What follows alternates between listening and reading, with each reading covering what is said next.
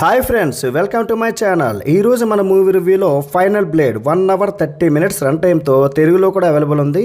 మరి ఈ మూవీ ఎలా ఉందో తెలుసుకునే ముందు నాదో చిన్న రిక్వెస్ట్. మీరు కనుక హాలీవుడ్ మూవీ లవర్స్ అయితే మన ఛానల్ని సబ్స్క్రైబ్ చేసి బెల్ నోటిఫికేషన్ ఆన్ చేసుకోండి. తెలుగు డబ్బింగ్లో వచ్చే ప్రతి ఒక్క మూవీ రివ్యూస్ మన ఛానల్లో వస్తాయి. ఈ మూవీ చూశాక నాకైతే నచ్చలేదు. మరి ఫ్యామిలీతో చూడొచ్చా లేదా భయ్ అంటే ఎస్ చూడొచ్చు. ఈ మూవీలో ఎటువంటి మసాలా సీన్స్ అయితే ఏమీ లేవు. ఈ మూవీ స్టోరీ చెప్పడానికి స్టార్టింగ్ 5 minutes 3 సార్లు రివైండ్ చేసి చూస్తే గానీ అర్థం కాలేదు. అంతా గజిబిజి గందరగోళంలో ఉంది.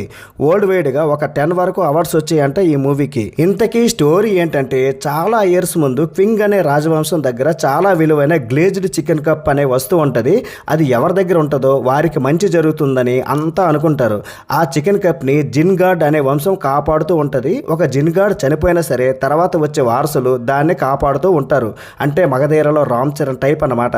కానీ లాస్ట్ జిన్ గార్డ్ చనిపోయాక ఆ చికెన్ కప్పు ప్రమాదవశాత్తు ఒక సరస్సులా పడిపోద్ది. చాలా ఇయర్స్ తర్వాత ఒక ఫిషర్ మ్యాన్ కి చేపలు పడుతుండగా ఆ చికెన్ కప్పు దొరుకుతుంది. దాన్ని గవర్నమెంట్ హ్యాండ్ ఓవర్ చేసుకొని వేలానికి వేస్తారు. కానీ ఒక పెద్ద బిజినెస్ మ్యాన్ దాన్ని కొనకుండా కొట్టేయాలనుకుంటాడు. ఇదిలా ఉంటే మన హీరోకి చిన్నతనం నుండే జిన్గార్డ్ యొక్క హిస్టరీ మీద మంచి ఇంట్రెస్ట్ అయితే ఉంటుంది. మరి హీరోకి ఆ జిన్గార్డ్ వంశానికి ఏమైనా సంబంధం ఉందా? చికెన్ కప్ ని కాపాడేది ఎవరు? దాన్ని దొంగతనం చేయాలనుకునే బిజినెస్ మ్యాన్ సంగతి ఏంటి? చివరికి చికెన్ కప్ ఏమైంది తెలుసుకోవాలంటే ఈ మూవీని చూడాల్సిందే. ఇది పురాతనమైన అరిగిపోయిన కథ. చైనీస్ మూవీస్ అంటేనే స్టోరీ లేకపోయినా ఫైట్స్ మార్షల్ ఆర్ట్స్ కోసం చూస్తారు. ఇందులో ఫైట్స్ ఉన్నా సరే నాసి రకంగా కంపోజ్ చేశారు. ఏవి కూడా వావ్ అనిపించేలా లేవు. అయితే ఒక్కడ మాత్రం మెచ్చుకోవాలి, మిగతా చైనీస్ మూవీస్ లా ఊరికే గాలిలో ఎగిరే ఫైట్స్ అయితే లేవు. BGM just average. Chinese production values ఎవరికీ నచ్చవు. మంచి స్టోరీ లైన్ ఉన్నా సరే ఇంట్రెస్టింగ్ గా చూపించలేకపోయారు. హీరో విలన్ హీరోయిన్ యాక్టింగ్ అయితే పర్లేదు. ఓన్లీ క్లైమాక్స్ ఫైట్ తప్ప మిగతావన్నీ తుస్సుమన్నాయి.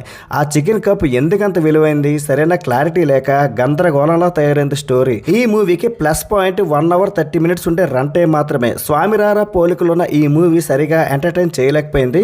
మరి ఫైనల్ గా ఈ మూవీ గురించి ఒక్క మాటలో చెప్పాలంటే బ్లేడ్ మంచిదే, కానీ దానికైతే తుప్పు పట్టి ఉంది. మరి ఈ మూవీకి నేనిచ్చే రేటింగ్ ఎంత అంటే 2.5 out of 5. That's it guys. ఇలాంటి మరిన్ని వీడియోస్ కోసం మన ఛానల్ సబ్స్క్రైబ్ చేసి బెల్ నోటిఫికేషన్ ఆన్ చేసుకోండి. నెక్స్ట్ వీడియోలో మళ్ళీ కలుద్దాం గైస్. జై హింద్.